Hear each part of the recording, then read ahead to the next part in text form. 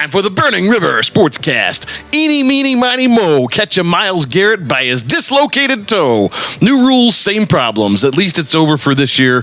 And now, on to the biggest spectacle in sports entertainment. The Super Bowl is finally here.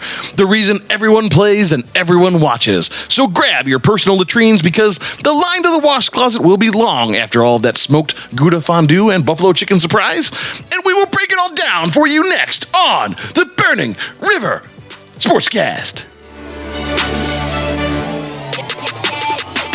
Yeah, only if they can get not effed. From the old, I'm flailing my arms and I happen to punch you in the dick.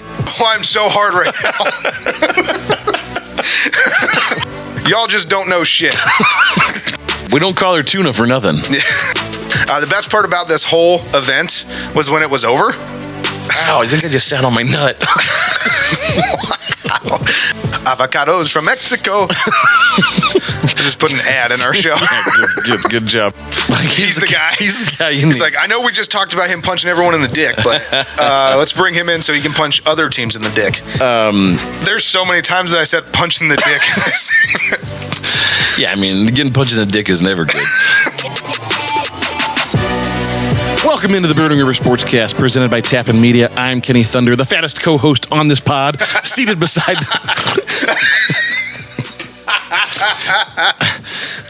Apparently, Ronnie's doing his own introduction today. Seated beside the man who once converted a nun into the world's largest religious OnlyFans creator, who can only climax to Ephesians. The only man who can ride all four horses of the apocalypse, blasphemer in chief, Red Hot Ronnie Jams.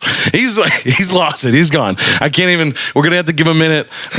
Take a minute, and then Ronnie, after you had a minute, tell our friends where they can find the holiest Browns podcast out there. Listen, you can find our podcast wherever you get your podcasts. I'm talking Apple Podcasts, Spotify, Stitcher, Google Podcasts, Amazon Music, Pandora, iHeartRadio, Pocket Cast, Castro, and so many more. I lost it because you instantly went at all of our friends from down there in the Cincinnati area that hated you, and the main comeback on our Cincinnati is trash video was, well, you're fat. At least I'm not fat. Yeah, well, good one. Thank you. Like he doesn't know, clearly. But anyways. I mean, I've called myself fat on this podcast like 18 times since we started. I think at least once an episode. Yeah, pretty much. But anyways, before we get started, one of the biggest news stories this past week was the Chinese reconnaissance balloon that was hovering over the U.S. for about a week. China says it was a weather balloon that was blown off course. Venezuela agrees. Yeah, because they have one now too. And the Pentagon came out and said, no, it's not. We know this is a surveillance balloon. But for some reason, they refused to shoot it out of the sky for several days due to safety concerns. But they did finally shoot it out of the sky off the coast of the Carolinas on February 4th at 2:39 p.m. After it had been over us for about a week, give or take. So, I mean, who knows what kind of information they got, but what all they surveilled. There's that. So what were your thoughts on this? This was the most bizarre story of all time. A lot of good memes came out of this. So let's think about this. The balloon comes out of Alaska through Canada and into like Montana. And we immediately say this is definitely not a weather balloon. It's a spy balloon. But we're going to just let it track the entire country. Let's do it. And the rationale... What could they possibly fly over that could be classified? Who knows? I mean, who knows what they're doing? But just bizarre because it was like one of those things where it's like, if there's somebody spying on us, we should probably shoot it down. Regardless of if there's any ill intent or not. It's not a weather balloon. So. I think by nature of it being a spy balloon, like there's ill intent because you didn't just call us and say, hey, do you mind if we just fly over your country and take pictures? Here's my favorite thing is they said it was a weather balloon. Venezuela was like, I think it's a weather balloon. But what better way to spy on somebody to be like... Because their rationale was, why would we go back to technology from the 40s to spy on you? What better way to spy on someone than with 1940s technology to say, yeah, why would we use that? That's silly. Mean, it sounds like a Netflix plot. Like, That's how the next World War starts. But more importantly, just it's super bizarre because this balloon is flying up overhead. Everybody's seeing it, taking pictures, making memes. Everybody knows it's a Chinese spy balloon. I know it looks small down here on the ground, but that thing's massive. No, they said the payload was the size of a small airplane. 2 school buses. Yeah, it was big. So who the heck? It was so big that they didn't want to blow it up over land because they were afraid. Again, why we didn't just vaporize this thing? They were afraid it might have contained explosives, but because they didn't know. They had to wait for it to get over a large body of water. So that's what's so bizarre, right? Is that the rationale they gave for why we waited to blow this up was simply that it was getting over a large body of water. The grid that they could collect the vaporized balloon parts, they would have been more likely to survive a fall into the water, which kind of just doesn't make sense to me anyway because we shot it with a missile. Well, and things that are made of metal, like they sink in the ocean. They sink. Here's the best part: when they went to recover the pieces of the balloon, had sunk. Well, it hadn't sunk right away, but over the course of the next day, the water was way too rough for them to even go in and get the pieces of the balloon. So yeah, now they just have divers down there trying to find pieces of it. Like, it was in Montana and Idaho. The thing could have had 6 nukes on it. What are you blowing up? There was nothing there. They could have killed it on day one, and it would have landed in a vast open nothingness, and you could have collected all the pieces. Instead, we waited to blow it up over a body of water because it would survive more likely in a body of water than on the ground, and then the water was too rough to even go get it.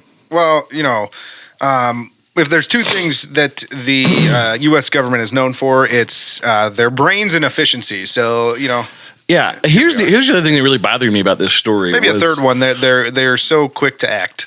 was it instantly became politicized to where I had one side of the aisle saying, "Oh my gosh, we're under attack by China," and the other side was like, "Are you scared of a weather balloon?" And I'm like, guys. The government itself is saying it's a spy balloon. Like, it's not that we're being attacked by China, but like, can we just all get on the same page? Like, this probably isn't a great idea. Why does that have to be political? You guys are scared of a balloon. China is attacking right now, guys. Somewhere in the middle. Neither of those things. It's just we probably should get rid of this balloon so it doesn't surveil our citizens. Like, here's my question: who does China think they are? That's a great question. I don't want to go down the whole Illuminati rabbit hole here, but there was also a number of stories printed about I guess it's the yuan. Is that I'm saying that correctly? The yuan competing for the world global reserve currency kind of simultaneously as all this is going on. So China's spying on us. They want to take the dollar out of the global world reserve currency so that everything's run on the yuan, or at least a bi-monetary policy where it's the yuan and the dollar. It's kind of geopolitical weird stuff happening. But here's my final question about this: is for the layman, that means nothing. If we had flown our spy balloon to China, and the first day that it hit China, what do you think happens to it? Gets blown up instantly. Do you think they're waiting for it to traverse instantly blown up the entire with the Great Wall of China? Yeah. So I mean, it's just kind of interesting. Like you said, I don't even care about the politics, the whole thing. I just thought it was a crazy story. It was fascinating to watch the country just be fascinated, mesmerized by a friggin' balloon for over a week. And now there's a new one spotted over Latin America as of February 3rd. So. Oh yeah, and that's confirmed. The Chinese government's already said it's out there. Yeah, it's another weather balloon. It's just another weather balloon. They always get blown off course. Those sons of bitches. Yeah, they get blown off course, but they have motors and rudders that can direct them. But yeah, 1940s technology. Bizarre. Also. In Ohio news, did you see that a train derailed today in Ohio carrying chemicals in the surrounding areas today, meaning February 6th? And surrounding areas had to be evacuated because the fires are still burning as we record this podcast, causing concern for environmental disasters. I was at work all day. I didn't see this. Well, have you ever seen White Noise on Netflix? That's an Adam Driver vehicle. Yeah. It's about a train that derails in Ohio carrying chemicals, and the surrounding areas had to be evacuated over concerns for environmental disaster. That's true. It was a cheeky, almost like apocalyptic comedy where there was like a toxic cloud. It was It was a strange one. Very like highbrow dialogue. Yeah, eerily similar though to the situation today in Ohio. So, which I'm no conspiracy theorist, but is Netflix manufacturing natural disasters in order to get their movies out there a little bit more? Is Netflix the new Simpsons? That's another question. Talk about Illuminati. Are they predicting the future? They're predicting the future. Who knows? We should ask them. I guess if you put out enough episodes of a show or movies like Netflix, eventually you're going to predict the future, right? True. I guess we'll see if we all have to be quarantined because of the toxic cloud. We should ask Netflix who they're picking for the Super Bowl. We should ask The Simpsons who they're picking. Are we allowed to say Super Bowl, by the way? Why not? I keep hearing that like you have to pay for it, but is that only in advertisements? I would assume so. If you have any questions, come talk to me. I'm going to say Super Bowl as much as I want. Anyways, that'll lead right into the Burning River Rundown.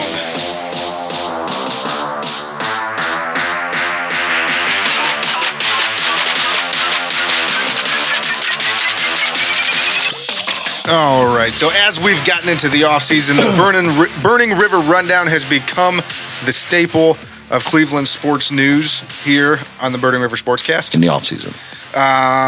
And so we'll start like we always start this segment. We always start with the Browns because we love the Browns. Because it's technically a Browns podcast. It is a Browns podcast, but but we dabble. We dabble. We dabble in geopolitical affairs. And we dabble in Guardians. We dabble in Cavaliers in geopolitical affairs. So, yeah, we'll start with the Browns here. Some stories of note this week for the Browns. Obviously, Myles Garrett, Nick Chubb, Joel Bitonio, and Wyatt Teller participated in the Pro Bowl games. The Pro Bowl games. And what seemed to be something so Browns coming out of this thing. Myles Garrett, one of the faces of our franchise, was seen limping off the field during the gridiron gauntlet portion of the games. And it was later confirmed that he had dislocated his toe. Can we pause everything real quick and just, I got to play what I said literally a week ago. I do fear that this gridiron gauntlet is probably, to match your terms from earlier, a one and doneer here, because this sounds like the most dangerous. This is a side-by-side relay showcasing strength, speed, and agility. 6 players from each conference compete to see who finishes first. We talked about breakaway walls and climbing over walls, under tables, tire run, blocking sled. So, if all it takes is one guy busting his head open on a table, and it's like, all right, that one's done. Or just the fact that, like, I don't know, like a non-contact, like, can you tear your CL doing with some of these, like running through tires in a game that doesn't matter to anyone? So I feel like that's a one and doneer. I love these segments. Where I literally said this is probably a one and doneer because this is the one game where someone's going to get hurt, and it just happened to be Myles. Yeah, so my note here is great. Just our franchise player just out there dislocating a toe. So who knows? I mean, and that stuff's weird. Like, it might not be that big of a deal. But if there's any ligament damage or anything like that, I mean, that's not an easy. You got a messed up toe, and I'm assuming it's probably his big toe. Like, could have been his pinky toe. It could have baby been, toe. But chances are it's probably his big toe, and it's probably not a. You ever notice how girls never have a toenail on their pinky toe? It's like itty bitty, so small they just paint the skin because there's no toenail there. Don't know where that came from, but every girl I've ever seen has no toenail. How many girls' toes are you looking at, you weirdo? I like feet. He dabbles. Dabble. So Myles Garrett's hurt. I don't know. Hopefully that doesn't linger. Excuse my pneumonia here, going on the 3rd week of this. But the whole point of this was to make the game safer. Because the game was too dangerous, so we wanted to take the danger out and make it safe for these guys to do something. You didn't do it. Didn't do it. Just cancel the Pro Bowl. It's a freaking flag football game at this point. Just get rid of it. The unfortunate thing was the gridiron gauntlet was actually probably the most entertaining mini game that it was pretty cool. Yeah. We'll talk more about it. Up until Myles got hurt. Yeah, so, in other Browns news here, Ben Watson this week. Sorry, man. Pneumonia. Good God. Oh, man. I thought I lost my partner there. I might. You might still lose me. Ben Watson, former tight end for the Browns. Benjamin. He's actually one of my. I really liked him when he was with the Browns. Yeah, but anyways, he was like Jacoby Brissett if Jacoby Brissett was a tight end. Yeah, he was asked this past week about bad interview experiences, and without hesitation, he said the one with the Browns was the worst job interview he has ever had. When asked what happened during it, he said, they asked me if I ever smoked weed. I said no. Then the interviewer grabbed my wrist as if he was feeling my pulse and asked me again louder. I was seated in a chair in the middle of a dark room with a spotlight on it. Front office stood in the shadows mob style. Ben Watson is a Super Bowl champion and Bart Starr award winner, and this is how the Browns were treating him. What's the movie with Mel Gibson where they tape his eyes open and he's in the wheelchair? Like, that's what it sounds like. Yeah, like... And this was in a tweet, so you could throw the tweet up there. Like, he said all of it. It's just wild to me that this... I mean, but at the same time, it just sounds so Browns. So like, Browns. Like, just, like, what are you doing? So far, we're 2 for 2 with topics being the Brownsiest Browns topics of all time. I will again say, we love the Browns, but Jesus. I mean, we always find a way to just Browns things up. We just Brownsed it up. The Browns is the Browns. Yeah, so next up, we got Deshaun Watson posted a video online basically during the Pro Bowl games, right? Like all the Pro Bowl stuff was going on. It was right in the middle of it. It was almost like he was trying to steal some captions there. But his caption on his video that he uploaded was, when you know 2023 about to be a movie. And the video was him having a drink in a club and nodding along to Rick Astley's Never Gonna Give You Up. Yeah, like I almost don't know, was this just a troll job or? That's what I said. I said, was he sending a message like this year's going to be big for the Browns, or was he just trying to rickroll everyone? Very possibly could have been the latter. Because here's the other thing. I don't know if Deshaun knows this or not, but like 2016 was the movie, right? Like down 3-1 in the finals. Yeah. We go into Super Bowl next year with Deshaun, and like it would be because they had a good season and Deshaun played well. Yeah. When you're down 3-1 to the best team in NBA history, it's really hard to beat that NBA Finals. Yeah, as far as movies go, like there absolutely will be the most ridiculous movie made about the Cavaliers one day. Yeah, like that was the movie. So lack of awareness points there for Deshaun, but. But we hope he wins the Super Bowl next year. But we hope he's right. And then speaking of Browns QBs, I just kind of wanted to... That's enough. We're going to have to cut it if you can't stop it. I can't breathe, man. Sorry. Speaking of Browns QBs, I wanted to throw this in here. What are your thoughts on backup quarterbacks for Deshaun next year? Probably going to need one. Obviously, Brissett's going to most likely be gone. I mean, hopefully...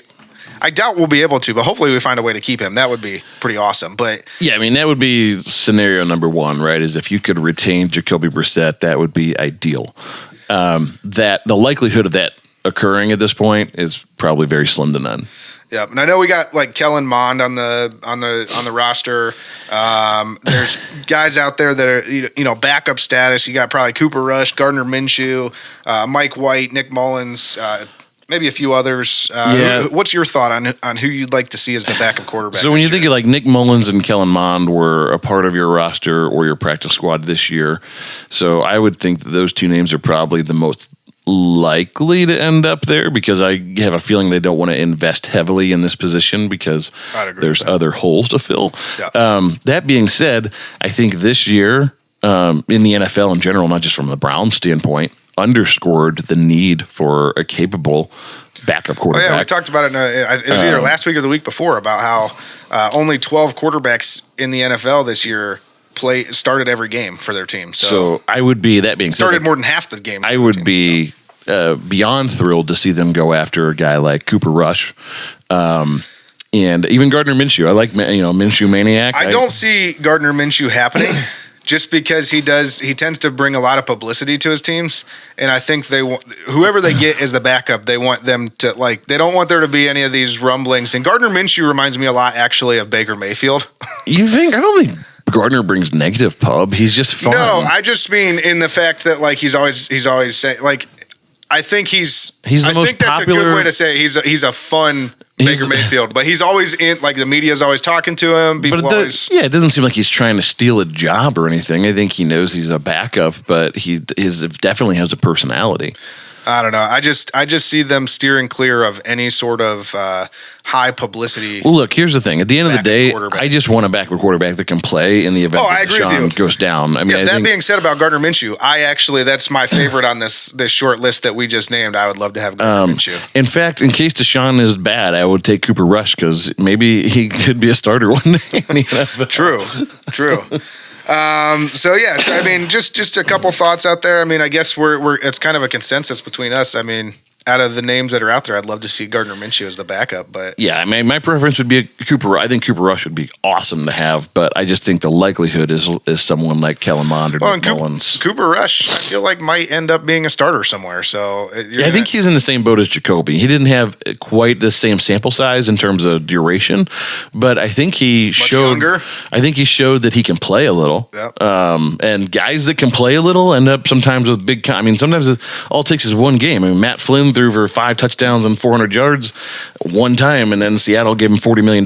So that was the stupidest thing. But hey, say what you want about the Browns making bad decisions, but at least we're not Seattle giving Matt Flynn $40 million. I think we tried to give him a bunch of money that year, but let's not talk about that. He was like, I ain't coming to Cleveland. Yeah, so next up, our boy Joe Woods found a home in New Orleans this week. Hurricane Joe Woods has made landfall in New Orleans. Yeah, so, I mean, if they like to see blown coverages and an inability to stop the run, then they nailed it, you know?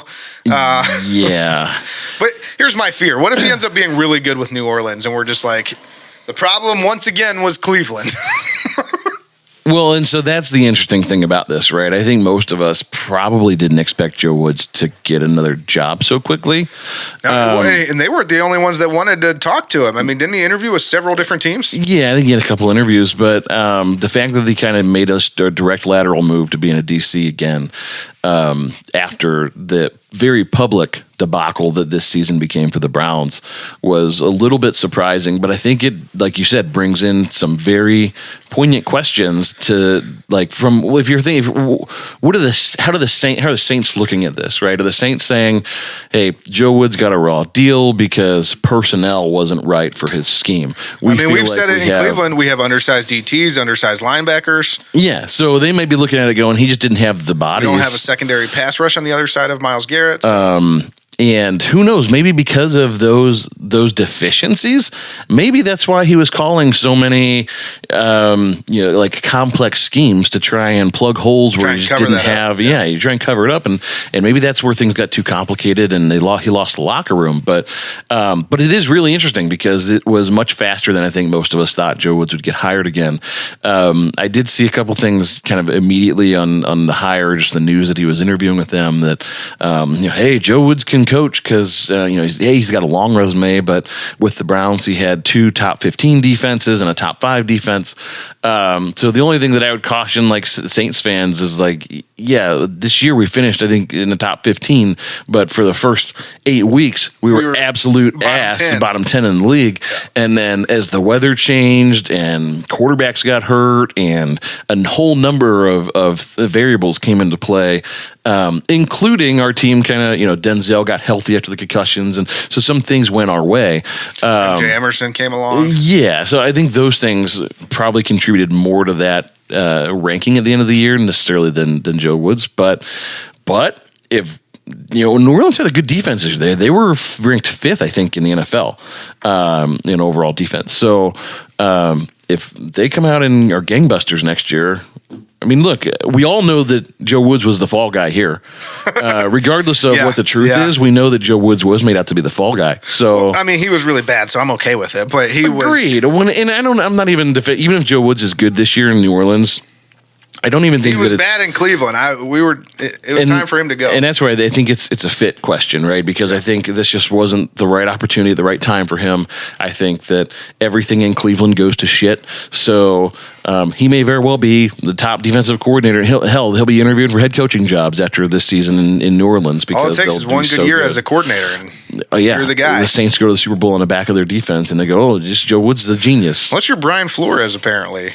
As a defensive coordinator again, which I thought was kind of odd. I found it odd that he went to Minnesota, and It's and good. Look, we talked about Jim Shorts at length, and we both are just love it. Jim Shorts. We're both fine with the hire, but I would have had to think that Brian Flores was probably on the top of that candidate list. So, I mean, did he prefer Minnesota? Yeah, over did the he turn the Browns down to go to Minnesota? Because it sounded to me pretty quickly like the narrative became the Browns were pulling away from him because they thought he would be a head coach elsewhere. Yeah. But how much of that is the Browns trying to control the narrative and say, no, we pulled away instead of him pulling away? Well, these guys think they're pulling the rug over everyone. So yeah, I don't know. But look, Joe Woods is in New Orleans now, and he's a Saint, and Brian Flores is in Minnesota. So we'll see what happens. We got the old Jim Shorts. We got Jim Shorts. Yep. Jim Shorts. And then finally, in our Browns topics this week, we've got the Hall of Fame inductees. They'll be announced Thursday, February 9th at the NFL Honors Ceremony.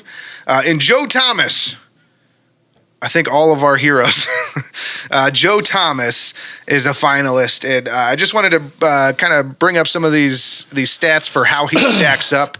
He went to 10 Pro Bowls. He was the 5th player in NFL history to be voted to 10 in a row. He had 6 first-team All-Pro selections, I believe 8 overall, 6 first-teamers. He had a .004. That's the percentage of plays he gave up a sack on. So 30 sacks in 6,680 plays. That's an insane number. So Jed Wills gave up 30 sacks on Tuesday. So literally less than half a percentage of the plays he was on the field, he gave up a sack in. Next up, we got 95.9. That's the career pass block grade from PFF, which is the best of any player in the PFF era. And most importantly, the one we all know, 10,363, the streak, the most consecutive snaps ever played by any player, and it will likely never, ever be broken. I mean, if that doesn't say first ballot Hall of Famer, I don't know what does. Yeah, and I think the other thing that goes along with that is Joe Thomas as a person was very highly regarded across NFL circles. Dude missed the draft because he was fishing. He's the best. Nobody's ever said a bad word about Joe Thomas. So whether you're in Cleveland or outside, everybody seems to kind of universally like this guy. So I think that tells you the kind of like high character individual that he is. So I have no reason to believe that he won't be a first ballot Hall of Fame guy. Well, and even beyond his playing career, now he's an analyst, and everybody loves him as a TV personality. They like talking with him. I mean, he's all the same things that were said about him in Cleveland are now being said about him everywhere else. And I know he's bouncing around a little bit between different networks and doing a couple different coverages and things, but he's very likely a guy that will end up calling Monday Night Football at some point. Oh yeah, and he was on what was the Rock show, the Titan Games or whatever the heck it was. He did that for a minute. That was cool. Great, you killed me again. Yeah, but no, Joe Thomas, universally loved champion. Rue McClanahan. And as far as left tackles go, Hill wasn't a winner. That's the one thing he wasn't. Because he was on the Browns. He accomplished everything you can accomplish as a left tackle, except for winning, because he played for Cleveland. But that's not to say like he wasn't exceptional at what he did. And 30 sacks. If nothing, it's even more impressive because imagine if he actually had some help on those lines. And there was a few times that we had good offensive lines with him, but overall, imagine him being on a really good team. He probably would have given up less sacks than he did. Yeah, you didn't. With competent quarterbacks that didn't hold the ball for 10 years. Alex Mack and a couple of guys that ran through with him, but not a cohesive unit. Certainly not anything close to like what they have now from a talent perspective. No. Well, now the quarterback plays so much higher too. So it's and I think the really important thing is when you compare his numbers overall, the whole resume you just went through, to other Hall of Fame left tackles, like they're right there. Maybe he has a few less games than some of those guys. There was surprisingly a lot of guys that had. Joe Thomas played a long time, which is incredible. 180 games or so that were more than he had played. But I was real surprised to see that. But still, it's 10 years of like absolute excellence. So the final question, will he be a first ballot Hall of Famer in your eyes? If he isn't, there's something wrong. I would totally agree with that. The only reason I asked the question is because that's what they're doing right now. Well, yeah, they're having discussions, right? and they're talking about it. If he isn't announced on Thursday as first ballot Hall of Famer, I'm going to be shocked. We might have to do a breaking news running over Sportscast. Yeah, all the Hall of Fame voters are idiots, like Cincinnati. F them all. Only if Joe Thomas doesn't get in. Yeah, only if they can get not effed. Yeah. If he stays, if he goes. Yep. I don't know what I'm saying. So that's it for the Browns for this week. We're gonna get into more topics in the following weeks. We're gonna start talking about free agency. We're gonna start talking about the draft coming up. We got a lot to talk about with the Browns, but we kind of want to make it through, the Super Bowl and everything. Get I think football out of the way first. I think there will always be some Browns news, but I think we'll likely get into more like discussion topics as the offseason goes because we like talking to you, and there's no football to watch. So true. So next up, we got the Cavaliers. They are now 33-22, fifth in the East still second in the Central, except now they're a few more games back, 4 games back. They continue to struggle on the road. We've been saying it basically the entire season. They're 22-6 at home, which I think is still the best record in the NBA, or at least tied with the best record, and 11-16 on the road, which is not good. But the good news is Donovan Mitchell is back from his groin strain, and boy, there were some fireworks in the game against the Grizzlies. His first, I think that was his first full game back. Came back from a groin strain, mind you. And Dylan Brooks went down on a play right next to him and tried to give him the old, I'm flailing my arms and I happen to punch you in the dick. Yeah, I mean, he very deliberately punched him in the dick. Yeah. And Donovan Mitchell was not having it. Just instantly went right at him. Basically got up in his face, started throwing some pretty hard shoves and, maybe some pseudo fists there. Throwing some pretty hard shoves. Yeah, it got interesting pretty quick. They both ended up getting ejected. There were no suspensions that I saw. Did Brooks get suspended? I didn't see any suspensions. I didn't see anything. But after the game, Mitchell made it clear that Brooks has a reputation of these antics kind of around the league and is known as a dirty player. But I think the biggest thing that came out of this, and what I wanted to talk about this the most for, is I think this may be looked at as like a turning point in the season for the Cavs, because up to this point, getting punched in the dick. Yeah, Donovan Mitchell getting punched in the dick was the turning point for the Cavs. You heard it here first. I'm Burning River Sportscast. But no, I mean, so up to this point in the season, everyone's kind of talked about the Cavs are kind of soft. They don't really have a good, identity. There's just a lot of questions about their toughness. The Cavs kind of need somebody to punch someone in the dick. Well, and that was what I was getting at, was that basically after this happened to Donovan Mitchell, like the whole team came out and was like, no, this is not happening. And then after the game, JB Bickerstaff came out and his quote was, "We don't have guys who start shit, but we also don't have guys that run from shit." And it kind of just seemed to galvanize the whole team, and they've all kind of come together. It seems like it's made everybody closer. So I mean, a lot of season left to be played. What a loving story. Get punched in the dick and now we're all closer. It's like a nursery rhyme. That's a movie. Yeah, just Sean. Remember that time that Donovan Mitchell got punched in the dick halfway through the season and the Cavaliers went on to win the NBA championship? I mean, I get where you're going with that, and certainly I hope that is a lightning rod for them. But I almost just feel like still they don't have that guy that is the enforcer on their team. He's just not on the roster. They're just not, because they're all pretty good like character guys. Yeah, I mean that is true. They pride themselves on not talking trash, not doing any of that stuff. Like maybe it could be Kevin Love though. Because Kevin Love got pulled from the rotation. I don't know if you saw that this week. Like it's finally happened. He's older. He's not really helping the team a ton. He's been hurt part of the season. He got pulled from the official rotation. There's a lot of conjecture this time of year anyway, because it's trade deadline time. So it's like anytime these guys gets pulled, it's like, are we trading Kevin Love? Are we trading Karis LeVert? Kevin Love has survived more trade discussions than anybody in NBA. He should be given an award for that. Yeah. No, but make him the enforcer. If you're gonna pull him from the official rotation, just throw him in there every once in a while. Like that guy punched Donovan Mitchell in the dick. Go take him out. Kevin Love got his arm pulled out of its socket by Kelly Olynyk, by a guy named Kelly. That was the dirtiest play. That was a dirty play, but I don't think Kevin Love's that guy either. Like That cost us a championship. Kevin Love's too good looking for that. That cost us a championship. I know Warriors fans like, oh, we won this many in this many years. Literally, the first one we didn't have Kyrie Irving or Kevin Love. It was just LeBron versus the whole team, and he still outplayed you guys, and somehow like. He averaged a triple-double and should have been the MVP, but, you know. Do you think we could make a move for Dylan Brooks? Like he's the guy. He's the guy. He's like, I know we just talked about him punching everyone in the dick, but let's bring him in so he can punch other teams in the dick. There's so many times that I said punch in the dick. Yeah, I mean, getting punched in the dick is never good.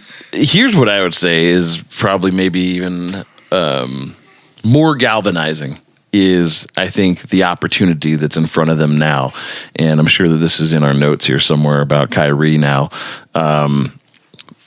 being moved to such good news Dallas. Yeah, so that's huge. I think that is almost more galvanizing in that, that 4th seed looks really open now because Brooklyn is, by all accounts, probably going to mail this thing in. Well, and I mean, what they got? They're going to lean on Kevin Durant, and I think people are going to probably give me shit for saying this, but I think Kevin Durant has proved his entire career that he can't be the only guy. Like, look, Kevin Durant is really good. Do they still have James Harden? I don't even know if James Harden's still there. That's how good he is. How many games does Kevin Durant play each season for the Brooklyn Nets? 7. But exactly. So he can have 7 really good games, and then what are they going to do? So I think that all of a sudden the dynamic of the East has changed because of of Kyrie moving to Dallas, and all of a sudden it's like, hey, it's right in front of us, guys. We got punched in the dick, and now we got this huge opportunity. Speaking of Kyrie moving to Dallas, what a missed opportunity for the Lakers out there. LeBron is probably so sad. What do you think's in LeBron's mind right now? He hates LA. Like, because he did come out this weekend. What did he say? He said sometimes it feels like I'm all alone or whatever. Like it was some random quote like that. Like he said like I'm by myself out here or something. Am I the problem or something? He wrote. Yeah, like is it me or something like that. I don't know. It was something vague and LeBron like. But that was the first time that like I've heard LeBron really kind of lament his situation. Like up until this point, it's kind of been like, hey, LeBron's out in LA doing his thing. He's making movies and stuff. Well, he does his normal thing where he kind of puts the front office on notice. He's like, well, you guys need to make a trade or I'm going to be upset. Like, but he hasn't been like, we can't get the job done with our team very often. I think maybe one time last year he kind of said that when there was injuries. Well, I just think like no one is under the impression that LA is going to win an NBA championship now or next year. So like if you're Anthony LeBron, Davis can't stay on the court. Russell Westbrook is Russell Westbrook. I mean, he's like a shell of what he was when he was with Oklahoma City. But if you're LeBron, like what are you doing besides padding stats until your son arrives? Like this is a guy that his entire life has wanted to be great, wanted to win championships, and now you're just stuck in absolute basketball purgatory. Yeah. We actually talked about LeBron a lot more than I wanted to here, but we'll get back to LeBron in a second. Okay. In that same game where Donovan Mitchell was punched in the dick, Cedi Osman officially passed J.R. Smith on the Cavs' all-time 3-pointers made list. He is now in 5th place. The only ones ahead of Cedi Osman are Kyrie Irving at 4, Mark Price, and there's a pretty big gap, so he's not catching them for a while, but Kyrie Irving at 4, Mark Price at 3, Kevin Love at 2, and LeBron James at 1. So that's pretty good company for Cedi Osman. You know why I like watching Cedi? Because he moves a lot like Dellavedova. Just far more athletic. I don't even think he looks athletic though when he moves. He looks like fumbly and stumbly. Man. But you know he's athletic because he's in the NBA and he's good. So he makes athletic moves. But man, just the way his body looks. Well, he's nailing. He bleeds yellow. Bleeds yellow. And then, I mean, that was going to be my segue into LeBron, but we've already talked about LeBron a lot. So I'll just say, speaking of LeBron, we've been following LeBron's journey to becoming the top scorer in league history. As of this moment, we're recording this on February 6th. He has 36 points from passing Kareem. Yeah, by the time you hear this podcast, LeBron will be the all-time scorer in the NBA. And if not, he'll be doing it the night this one comes out. So True. His last 5 games, 27, 26, 28, 41, and 20.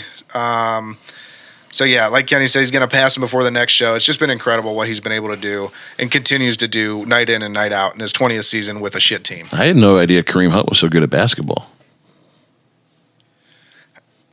I hate you. This is the worst joke ever. And then finally, just to touch a little bit on the Guardians right now. Touch on the Guardians. You love it when I say touch on anything. Talk about the Guardians here for a second. Spring training, as we mentioned last week, it opens February 17th. For pitchers and catchers. Everyone else reports for the full squad workouts on February 21st. And the first spring game is against the Reds on February 25th. So it's almost time for Guardians baseball. Sure is. Yeah, I'm actually excited about that because we talked about it when we were talking about the Progressive Field renovations coming. I like going to the Guardians games and just hanging out and having a couple beers and. Well, and it's a marker of the season too. You know, it's like the weather's all turning. I don't have to deal with this crap snow in Northeast Ohio anymore. We had Puxatawny Phil this week and Buckeye Chuck and these guys, and we're starting to round the corner into we're not there yet, but we're rounding the corner into spring. So one of these days coming up, it's going to be 60. I'm excited about that. Yeah, so it's just a sign of things to come. I'm not a fan of winter in general. Seasonal depression is real, and I just feel sad all winter long. Yeah, depression's real, for sure. Yeah, all of January. They also need to stop making my days shorter, you sons of bitches. That's going to end, though, right? Yeah, it is. They passed legislation for that. So Geopolitical affairs. Yeah, when does that start? I think it's this year, isn't it? Is it this year? I think it is. Oh, my gosh. I think this is the last spring forward of all time. You just made me so excited. I've never been more excited. You're not hashtag flaccid? I know, I'm so hard right now. You finally got me to say it on the show. Yeah, I'm so excited that I never have to deal with seasonal depression again. Not that I have it severely or anything. It just gets me so down when all of a sudden it's dark at 4 o'clock. Yeah. It's the worst. It's literally the worst feeling knowing when I get off work, and I get off work at a normal time. When I get off work, it's dark, and there's nothing to do. It is pitch black when I drive to work in the morning, and it is pitch black when I drive home at night. The dumbest. So I'm excited. You just made my day. Thank you. Glad I could be here for you, Red Hot Ronnie Jams.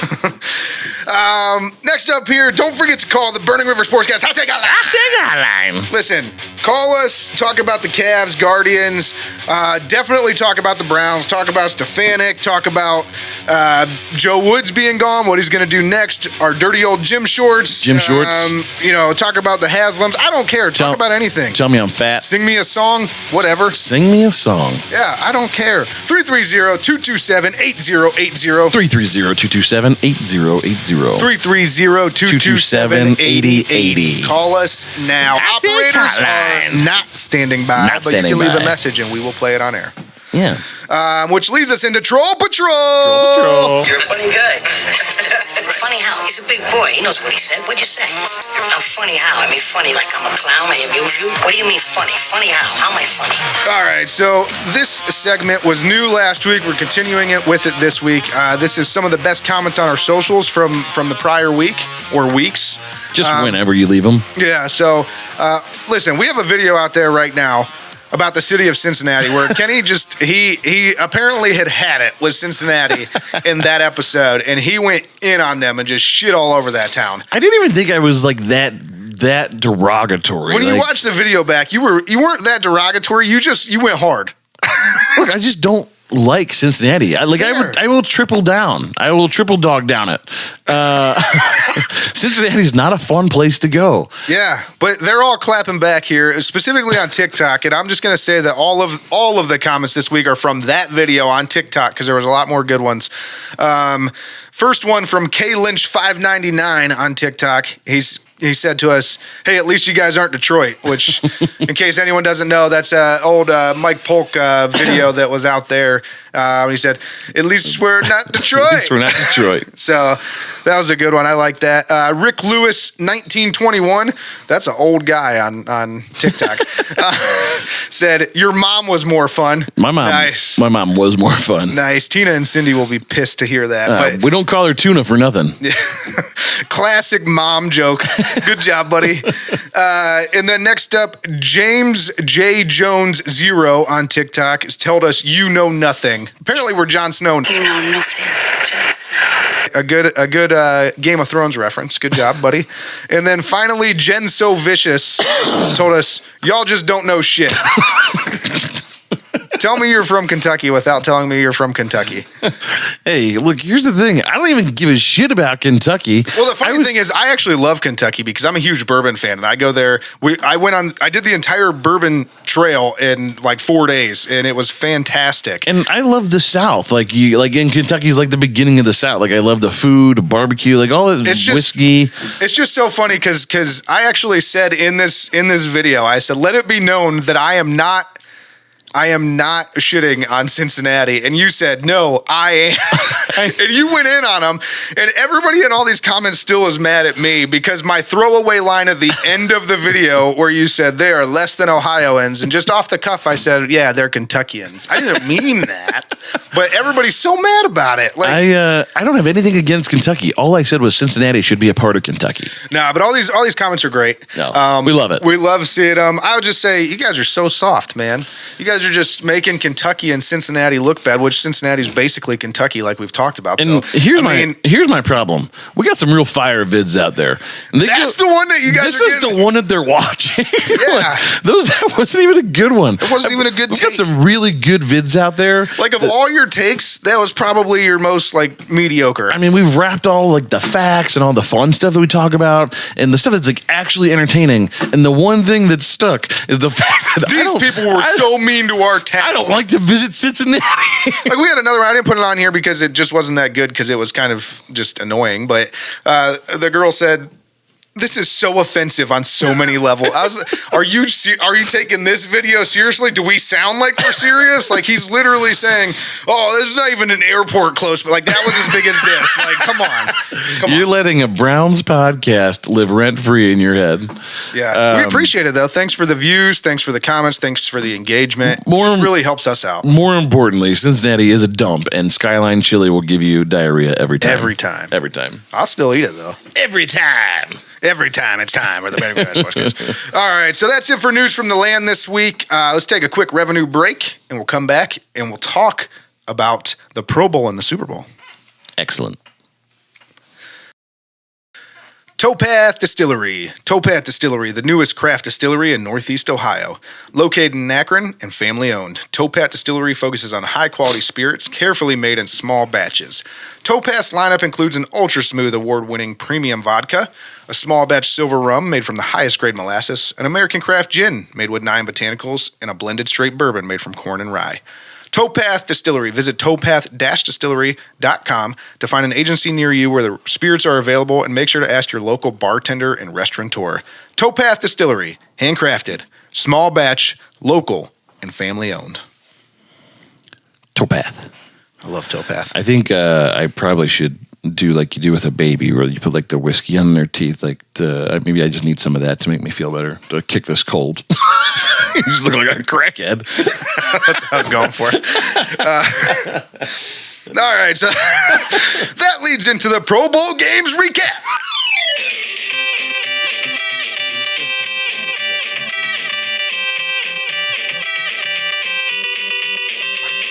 Pro Bowl games. It's the Pro Bowl game.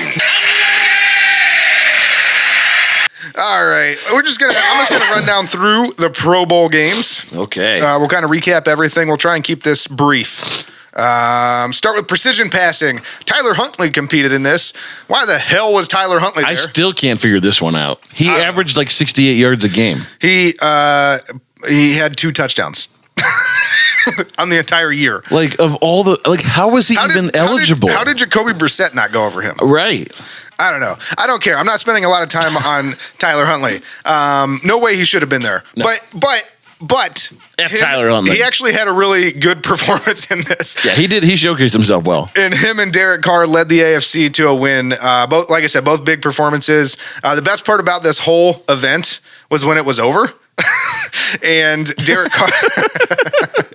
I should just leave it at that. But no, when Derek Carr was being interviewed and they asked him, they said, have you ever been that hot in Las Vegas? And his reply was, no, not that hot. That's probably why I'm going somewhere else.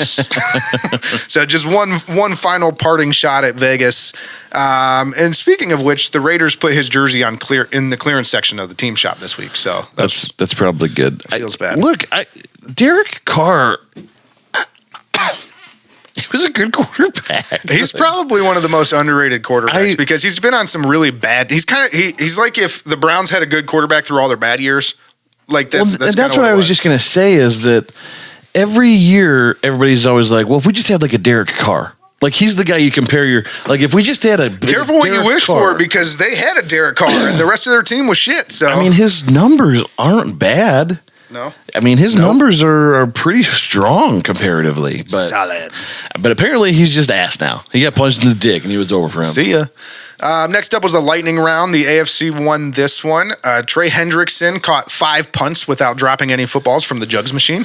So that was kind of cool. Did you see? Like I don't the way they were trying to catch these was just ridiculous. Like some of them because Batonio got out. He had tried to catch the football with one hand and hold like 3 footballs close to his body. But then like Trey Hendrickson just caught the football with the footballs just all together like in his mitts. It was just... That's using your big head. And then he also dumped the bucket on Eli when he hit the target with his throw to kind of like seal the deal. And just... Why was there confetti in that bucket? Like, why was that the thing? Let's dump confetti on him. Like, that was just like the most anticlimactic, like... Oh, you got confetti'd. Yeah, like it definitely should have been like slime, like Nickelodeon. Like they need to take this segment over of the Pro Bowl game. Pro Bowl games. And put slime all over the place. It should have at least been poop. Okay, well. Next up, we had the longest drive. Jordan Poyer won this one for the AFC. Can I just say that this segment was exactly what I thought it was going to be? A bunch of guys that couldn't hit a golf ball. Like, why didn't they... They did what I said, though. They said, you don't have to land it anywhere. We'll just track it wherever it goes. No, it had to go in the grid, and they marked it. But the grid was matte. Like, it wasn't like... It was a big grid, and half of them didn't hit it most of the time. I don't understand why they were having a golf event, why they didn't pre-screen guys that said, like... Are you and like you know that guys like any good at golf? You know guys like Aaron Rodgers are good at golf. Yeah. Why was Aaron Rodgers not there? They brought in at least 2 guys when they did their introductions. Said, "I never played golf before, and I watched a YouTube video on the plane over on how to drive the golf ball." That's the guy. They just knocked. They didn't even hit the ball. Like the one guy took 3 swings and missed all 3 of them. That's embarrassing. What was the point of this? But yeah, Jordan Poyer won it, so that's kind of cool. 320 yards. There were only 2 drives in play. One was like 305 or whatever the first one was. 307 or was 320. So good job. Epic dodgeball was next. I'm more for bringing Jordan Poyer in though. Now that I've seen him drive a golf ball, he was real silky smooth. Fine. Great. Ow! I think I just sat on my nut. Wow, that's gonna make it in the show. Sorry. Old guy problems. My bad. Your hang load. Next up was Epic Dodgeball. And the NFC won this one. And the best part about this entire thing was when Saquon took a devastating headshot in the semifinals, which, dumbest rule ever, the other guy was out because it hit him in the face. Like, yeah. That's so stupid. Like, should have at least been like a redo. This is real dodgeball. You get hit in the face, you're just out. Yeah, like I don't. This is like it's the old White Goodman from the movie Dodgeball. Joni loves Chachi. You're probably not getting CTE from getting hit with a dodgeball once. And if you are, you shouldn't have played dodgeball. You should have played. Dodge a wrench. And next up, best catch. This was the dumbest thing I've ever seen in my entire life. And the only thing that this did was cause controversy because Stephon Diggs was just right up behind the cheerleaders' booties. Just Yeah, what was he doing back there? Just making headlines. yeah, I mean, he thought he was slick. He's like, it's part of the trick, I swear. You can't even do that anymore. You just can't do it. Just crazy. So, dumbest thing I've ever seen. They literally jumped off a trampoline and tried to do tricks while catching a football or two in some cases. Like, it's just so stupid. Heterosexual nonsense is the fastest way to get fired in today's world, or canceled. Yeah, but it was terrible, absolutely terrible segment. But for what it's worth, Amon-Ra St. Brown won it for the NFC. So good job, buddy. Fine. Next up was the Gridiron Gauntlet. You mentioned it earlier. This actually was probably the most entertaining of all of the Pro Bowl games. Pro Bowl games. We gotta say that every time we get a chance. It reminded me a little bit of like American Gladiators. Yeah, like that was. I almost think like the Pro Bowl games should just be American Gladiators. They just shoot each other with tennis balls and whatnot, climbing over obstacles. Yep. So it was cool. We did get to see Nick Chubb, Joel Bitonio, Myles Garrett on the same team. Right. So that was neat, but they're always on the same team. But I mean, that was neat to see them on a Pro Bowl team, like in one of these events, like all doing it at the same time. Like everybody from one team was on the same. Sure. Up until Miles' toe fell off. Well, that happened. And then in true Browns fashion, we lost. So the NFC, won this one. And like you said, Myles Garrett's toe fell off. So yeah, basically everything bad that could have happened did happen. And Murphy's Law. Yep. Next up was Move the Chains. Literally have no notes in this other than the AFC one easily. Yeah. It wasn't very exciting. No.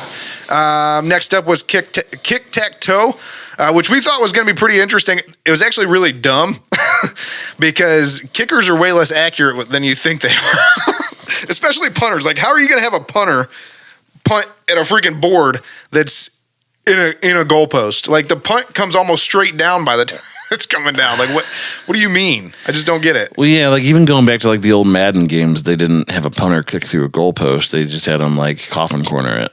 Yeah, like that's what a punter does. The AFC won this. Their team was Justin Tucker, AJ Cole, and Morgan Cox. And in case anyone didn't watch this, Morgan Cox literally won it by himself. The long snapper was the one that hit every target. Justin Tucker, the best kicker in NFL history, didn't hit a single target, and neither did AJ Cole because a punter can't punt a ball into a grid in a goalpost. Look, here's the thing: Justin Tucker is still reeling from missing 2 kicks against the Browns. Feels bad, man. He'll never be the same. That was it for him. End of a career. Incredible. Which finally takes us to flag football. And so the game 1, the NFC won. Game 2, the AFC won. Neither of them was that exciting. Which took us to the final flag football game that decided it all. And going into the game, all these events counted for points, 3 points for every win, whatever. It was AFC was leading 21-15 to start the game, while the NFC won 35-33. And again, not very exciting. One highlight of the flag football games, though, was Stephon Diggs did throw an interception to his brother, Trayvon Diggs, which was pretty funny because they were just on each other the entire game. Yes. And they tried some stupid, like, lateral, double pass. Like, it was some ridiculous thing, and Trayvon Diggs was not having it. He's like, yeah, I'm going to take this to the house, basically. No, yeah, he almost returned it. I think he got to, like, the 2-yard line or something. Which it wasn't a real football field, so he went, like, 30 yards. Fair. I will say, I thought this game had good physicality. Like, these guys kind of forgot it was flag football at times. There was shoving each other. Who was it? Devontae Adams, I think, got decleated. Yeah, like in the corner of the end zone. It was a little more physical than I thought, which I liked. He actually tweeted about it. He said, "We're out here playing flag football, and I'm getting decleated." But ultimately, like, this whole thing was kind of a wet blanket. I mean, look, we understand it had to be something. You got to do something with these guys. They literally did what I said they were going to do, though. They rolled out the red carpet for this thing, acted like it was the biggest event since sliced bread. Like, literally, they thought this was the greatest thing. This was the greatest show on earth. Like, this was the old Barnum and Bailey. Like, it was the greatest show. Oh, don't even get me started on a circus. Don't even do it. And it just was not fun. Like, it was not exciting. There maybe were 2 times the entire Pro Bowl games. We're about to get gassed up that there's no more circus. That I was like, wow, this was interesting. But what we have learned, Eli Manning is the superior Manning coach, and nobody can deny that. Is that right? Yeah, he won. So okay. I just know great. One of the last games that I was watching was when Jared Goff threw the ball to nobody, and I guess the second game at the end of it, and Eli was trying to call a play, and Jared Goff just overruled him in the huddle, and he was like, "No, let's do this." And Eli was like, "Okay, well, if they blitz, just run the other way." So, but he's a superior Manning coach. Superior Manning coach. Can't deny it. Well, he's always been elite. That's true. Fair. You can't spell elite without Eli. That's absolutely true. Put it up there. Elite? There it is. Eli. Eli. All right, so let's get into the Super Bowl preview.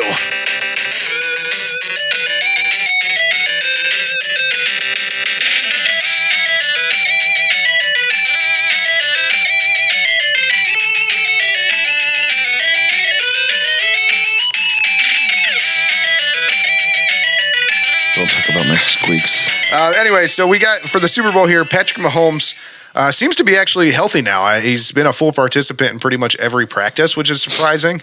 He came back from the dreaded high ankle sprain in record time. So whatever drugs they're giving him there in Kansas City got to be good.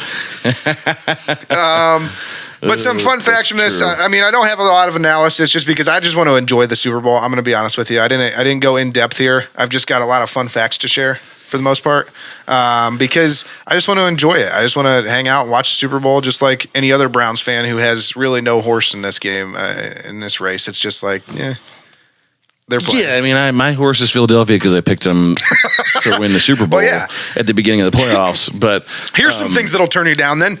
Shut your mouth. Andy Reid has never lost against the Eagles, and the Chiefs have covered the spread every single time. Well, Andy Reid used to be an Eagles. Okay. Also, the Eagles have been talking about how good they are all season long, them and their fans. But they seem to have forgotten that in order to get to the Super Bowl, they beat Daniel Jones, good old Danny Dimes, and Josh Johnson. Danny Dimes. So those were the quarterbacks they beat to get to the Super Bowl, and now they're facing Patrick Mahomes. So, but Jalen Hurts is the NFL's MVP. We'll see on Thursday. We will see, and it will be Jalen Hurts. It probably will, but I mean, no.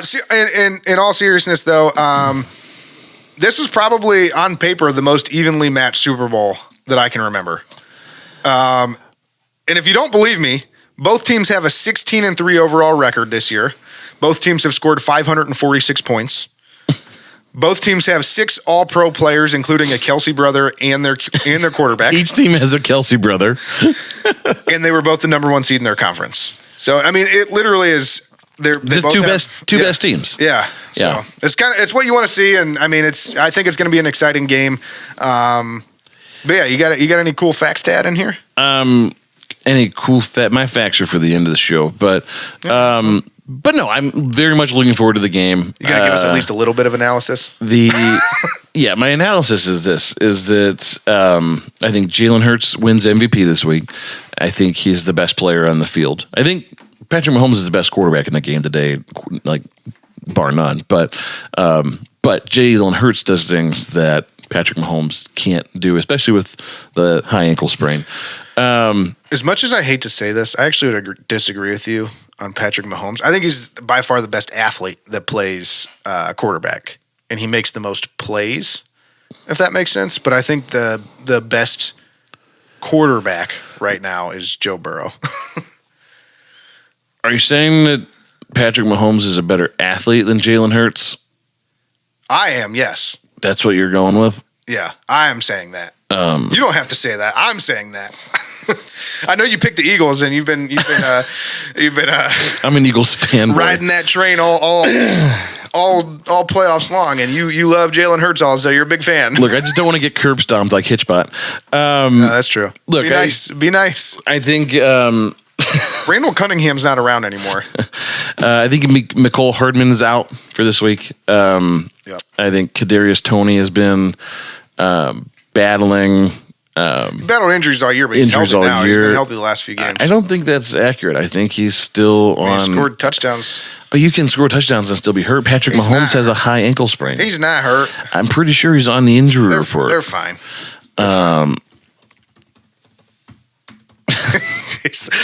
Pause. No, he'll be fine. Do you have any more cool things to say? Like Kadarius Toney's not even practicing this week because he's injured. He's fine. He'll be fine. So I think those things, because here's the deal.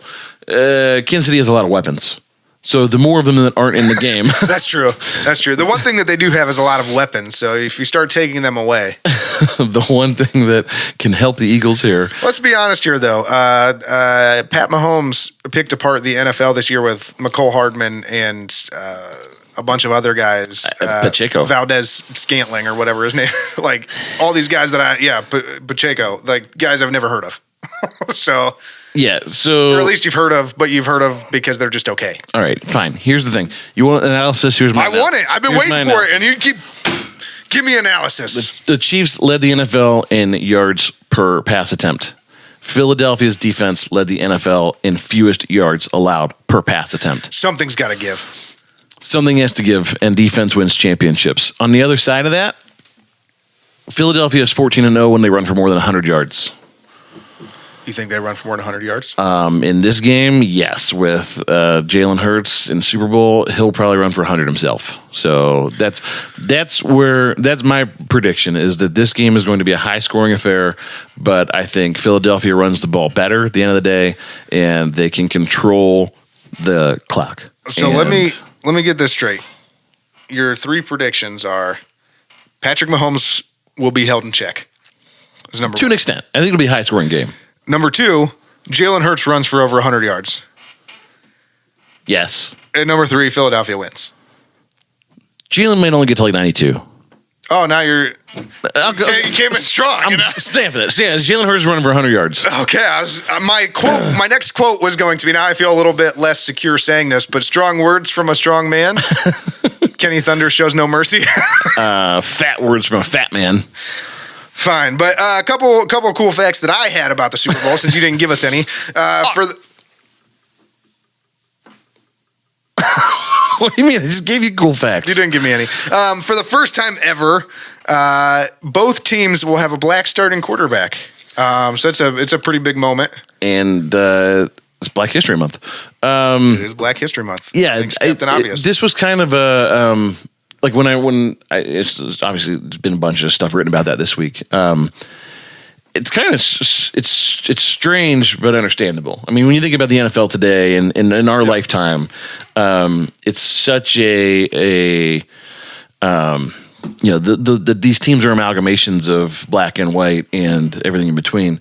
And we've seen black quarterbacks since, basically our whole lives. We've never known an NFL that didn't have black quarterbacks. So to me, it was at first glance like surprising that the Super Bowl has never had two black quarterbacks. But then on the other side of that is... Mind you, we're in our mid-30s, and not long before we were born, or probably when we were really young, that wasn't the case. And that's what I'm saying. So to me, just thinking, like, it shocked me at first, thinking like that just seems like that's almost impossible because we've seen so many good black quarterbacks in our lifetime.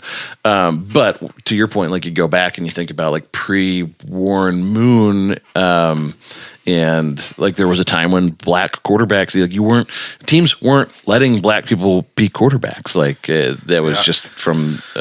I'm glad that the NFL has but learned and grown. Still got a ways to go in a number of areas, but I'm glad that the NFL is in a much better place than they used to be. So. Yeah, I mean, either way, like you said, historic moment. Yep. Another historic moment. First time ever that brothers will play each other in the Super Bowl. And this is actually a really fun fact, too, because that's the Kelsey brothers. We mentioned it just a few minutes ago.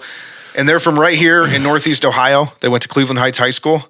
And then they went on to Cincinnati for college, which Kenny loves the city of Cincinnati. The worst college on the planet. They don't have any good programs. Their mess hall is terrible. Here, let's put this on let's just get it going again. So Kenny, who you got in the Super Bowl? I don't need to ask you, but who you got in the Super Bowl? There's not even a lot of green spaces for picnics and things. Still on Cincinnati.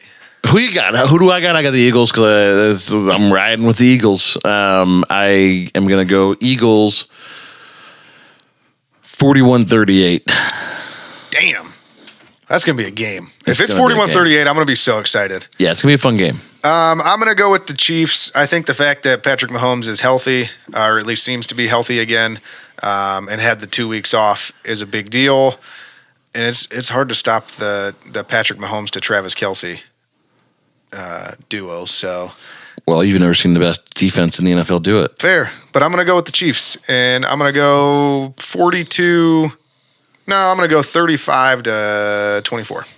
It's usually a lower scoring game in the Super Bowl. I'm going to go 35-24. The defenses come to play. Unless the Patriots come back and beat the Falcons. But I think this could be very much like the Chiefs-Rams game from a couple of years ago, where it's just back and forth. And it's just a lot of exciting stuff going on. Fair. And then finally, in our football segment here. In other NFL news. Yeah, Aaron Rodgers looks to be done in Green Bay. I just thought that was a pretty big deal. Like, they just have basically, Green Bay's put it out there that they're looking to trade him. So this one's interesting because I do think that Aaron Rodgers wants to play another year.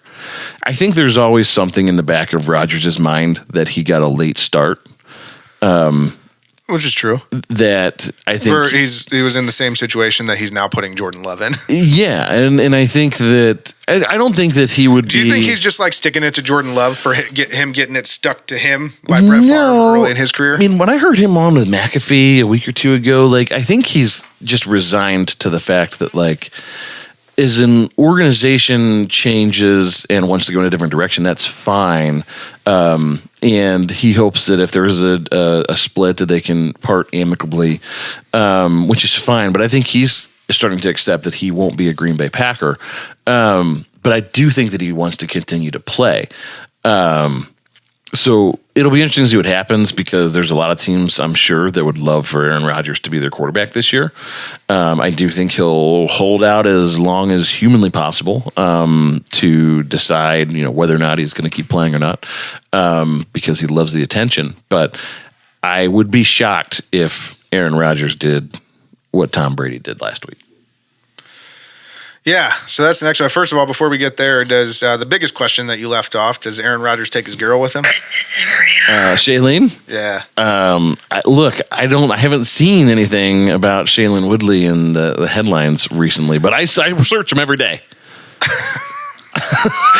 So you mentioned Tom Brady in this past week. He did retire for a second time this past week. Gronk tweeted him. He said, "Welcome to the 2 times retired club."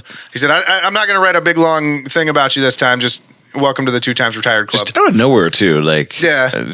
On the beach, just down there, just hanging out. He just retired, made a video by himself since he has no wife or kids anymore. And said, "Hey, guys, I'm retiring."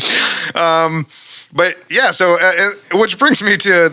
I said he was on the beach down there, and somebody found the spot, put sand in a jar, and it is currently on sale on eBay the bid is up to over $100,000. We got to get that sand, bro. We got to go get more. There's plenty of sand there. There's literally plenty of sand there. Start a GoFundMe. I want Tom Brady's sand. Yeah. But yeah. So a couple quick fun facts about Tom Brady and his career here. His total football earnings are $332 million, which is a lot. It's a lot of money over the course of his career. Well, what people don't know is he'll be starting his career with Fox Sports as an analyst in 2024, commentator, whatever he's going to be. His contract for Fox Sports is over 10 years. $375 million, biggest ever for commentator, analyst, whatever he's going to be. And so in 10 years, he's going to make more money than he made in his 20-year NFL career. So it's also a lot of money. Yeah, a ton of money. It's all a lot of money. Can I make a quick prediction about Tom Brady as a sportscaster? We might have to save this clip for a while because it won't be proven true for a minute. But let me hear it. I think that initially people will love Tom Brady. I think he's going to get old really quickly. And Fox is going to be like, why did we give this guy a 10-year contract? Yeah, it's gonna. 'Cause I think you've already seen the same thing with Tony Romo. His shtick at first, when he was fresh out of the league, he was spot on. Him and what's his name? Like, you could tell there's tension in the booth there. Yeah, because like the word on the street is like he's not prepping for shows anymore. He's like not even prepping for the games. He just is just resting on his laurels that like I'm Tony Romo and people love me. It's kind of like his career. But like those first like 10 games that he brought in, he could just tell you the exact. I mean, it was a shtick, but it was cool. Now it's just kind of annoying. He's just kind of lazy now. I mean, there was a story literally last week that the media execs had tried to stage an intervention with him to be like, Tony, you got to do some game prep because you're coming off like lost. I mean, what did he when they played the Bengals? The Browns played the Bengals, and he called it. He was like, "It's the what is it, Jim? It's the Red River." Showdown. Yeah. Jim was like, Battle of Ohio. Yeah. So there's that. I mean, I don't disagree with you. I could see that happening. But real quick here, one more tidbit about Tom Brady. Tom Brady made the championship game 70% of the time that he was in the NFL. All QBs in the NFL complete on average 64% of their passes in 2022. So Tom Brady is more likely, Tom Brady made the conference championship game those times. So Tom Brady is more likely to take his team to the conference championship game than a quarterback is to complete a pass in the NFL. That's accurate. That's insane. That's like the most ridiculous stat I've ever heard. Look, he's you get into this same conversation like you do with Jordan and LeBron. Is he the GOAT? Is he not the GOAT? I don't care at this point. I know that he's the best quarterback that I've ever seen play football. It's been a lot of fun watching him. And I'm disappointed in my younger self for not liking him more. Not liking or at him least more. Respecting just him more. Appreciating like what I was watching. But like as I grew into a young man and you start to realize like you're never gonna see this again. The first time that I remember embracing it and you were still fighting it was against the Giants in the Super Bowl, and I was like, I want him to go undefeated because he's and I was like, to heck with Tom Brady. Yeah, because I was just like, he's the greatest quarterback that's ever played. As much as I want to fight it, he is, and I just want him to complete the perfect season. But he didn't. So. It was a couple of years after that for me before I even realized. And then that was the year. But like now that it's over, it's like, man. Yep. But is it over? Is the question. I think it's over. You think so? I'm not so sure it's over. You're not? I don't think he'll be on a team during training camp this year. I think it's over. I think that if there's a team that has a good football team that loses, all we got to do is wait. What was it? 60 days. That loses figure out if it's over. Loses a quarterback early, mid to the season that he could win another Super Bowl at. I think he may. I think he'll stay in shape for this year and he'll be ready to go if someone calls. I think he just realized that he wrecked it all. He's like, damn it, I should have retired last year. He should have retired after he won the Super Bowl with Tampa Bay and just been done with it. But anyways, I'm not done talking about Tom Brady. You love Tom Brady. We just talked about how you were a denier for so long, and now you love Tom Brady. And now I'm a lover. I'm a Tommy lover. My final point, it is a podcast. We don't just have to rush through it. Was Tom maybe playing 4D chess this whole time? Like, did he intentionally unretire, piss Giselle off, force her to be the bad guy and leave and take the kids? And now he's like, I play golf all day and date supermodels. He is a big golfer, and he likes to just hang out and do what he wants. So, and did you see his selfie that he posted today on Insta? Nope. Just him in his underwear, just in like a beachfront mansion, just hand ever so slightly in front of his manhood. And he's like, "Oh, by the way, I made $332 million in my career, as handsome and shredded as ever." Does anybody? And I've got a Skeletor like face. So, just saying, it's not beyond the possibility. Fair. Before we close the show out, want to remind you one more time to call in to the Burning River Sportscast Hot Take Hotline. Call us at 330-227-8080. 330-227-8080. 330-227-8080. Call us. Talk about the Browns.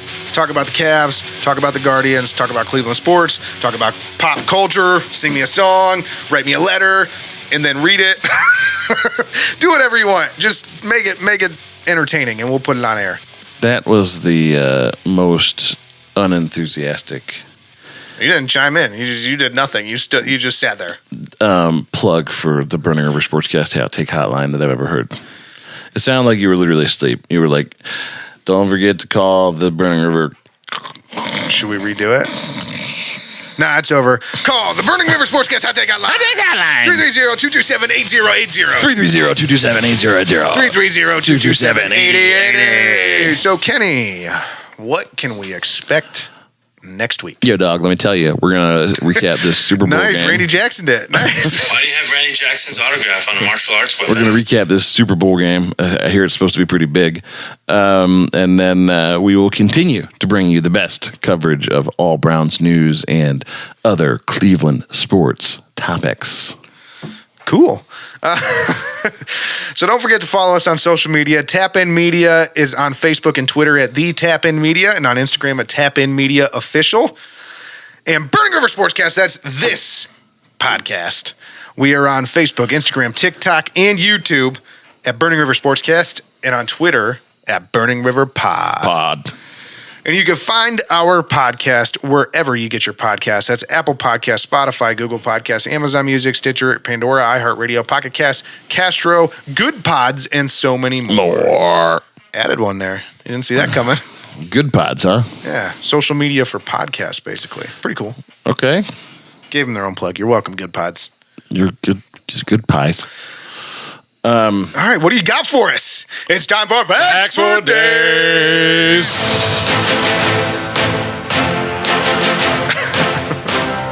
Nobody is more excited than you that this got its own sounder. We get to sign off with Facts for Days. I made it such a good sounder, too. Someone kill me. So we're going to start out over here, and then we're going to work our way back into football with these Facts for Days. So, All right, let's go. First, why are barns red? I don't know. I was going to take a swing at it, but I... This is better you didn't. So hundreds of years ago, farmers painted their barns with linseed oil to help seal the wood and keep it from rotting. And then they mixed rust in with the oil to keep the fungi and moss from growing on the wood, and this turned the oil red. And then barns today are still painted red in honor of this tradition. So most people just paint their barns red, not knowing that. With like paint that already does all those things. Well, yeah, but they don't. They're just like, barns are red, so then they paint them red. But like barns are red. That's why. Fun fact. Facts for Days here at the Burning River Sportscast Hot Take Hotline. Oh, this is not the Hot Take Hotline. This is Burning River Sportscast Facts for Days. The Eagles logo Do you is... have a thing across the bottom that says Facts for Days now? I can make one this week. All right, let's do it. I'll put it here right now. Wow, that's incredible. Yeah. You missed the first fact. What was the first fact? Barns are red. Nice. All right, go on. The Eagles logo is the only left-facing logo that needed special permission by the NFL because it's got this goofy E in it. There's an E in it? Yeah, you just looked at it, bro. It's right there. Oh. I haven't actually. I see it now. I haven't actually personally validated that it's the only left-facing logo, but that's what I've been told. So, Facts for Days. usually I try to validate these a little more, but because it's a Super Bowl and the Eagles are in it, I was like, yeah, I'll take that. That's fine. So there's that. And then finally, let me leave you with a few Super Bowl facts, since we only get to do this once a year. Let's hear it. When it's a Super Bowl. So the first thing is, if you're going to head to Phoenix this weekend for the game, I won't, but bring go on. your pocketbook, because the average price of a Super Bowl ticket is $9,927. Wow, it's going to be so much more expensive if the Browns ever make it. And That is twice as I'm gonna need so much expensive money. as last year's tickets. The lowest price, the worst seat in the stadium, went for $5,738. Who goes to these games? Who goes to them? The Kardashians. Pete Davidson. The Kardashians. It's estimated that 103.5 million Americans plan to throw or attend a Super Bowl party. Yeah. Absolutely. Why wouldn't you? And let's talk a little bit about the food. Tell me about it. 1.45 billion chicken wings will be eaten on Sunday. And 1.2 billion will be from you. Because I'm so fat. I killed him. 10 million pounds of ribs are sold the week of the Super Bowl. 11.2 million pounds of potato chips.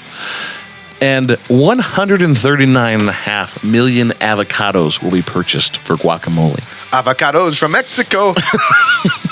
Just put an ad in our show. Good job. 3 out of every 4 Americans admit to eating more during the Super Bowl than any other sporting event or party. Yeah. 51.7 million cases of beer are sold on Super Bowl Sunday.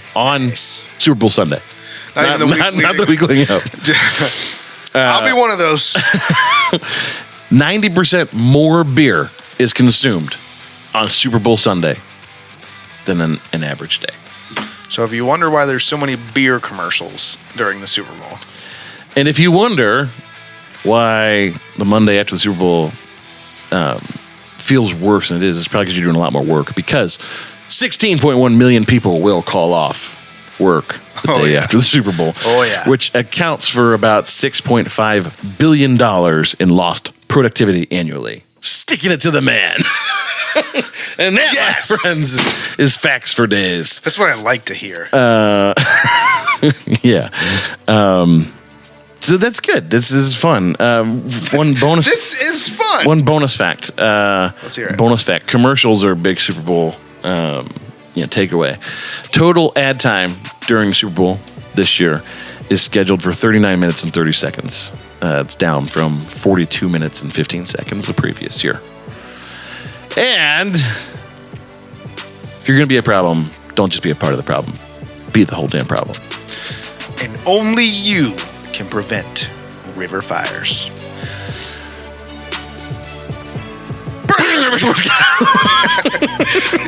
You know, is it just me or have the Super Bowl commercials gotten worse? They're not getting better. No. They need to do better. Burning River Sportscast. Burning River. Did we buy an ad spot? No, absolutely not. We didn't buy one? No, with all our revenue? Yeah.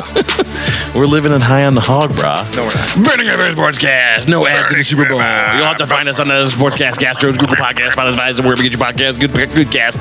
Burning River.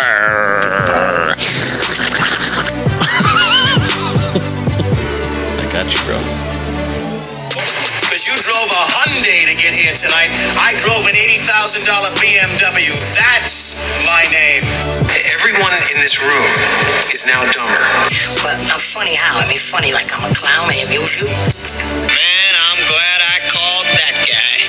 Warmy, Slippy, Slappy, Slimming, Swanson? Maybe it's on the briefcase. Look in the... Oh, yeah, it's right here. Samsonite. I was way off. I knew it started with an S, though.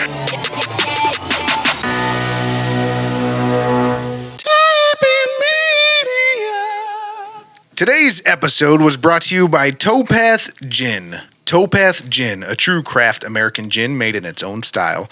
A blend of 9 botanicals brings a moderate amount of juniper with a citrus backbone. Layers of 7 other botanicals shine through for this incredibly well-balanced and high-quality small batch. Towpath Gin. Gin.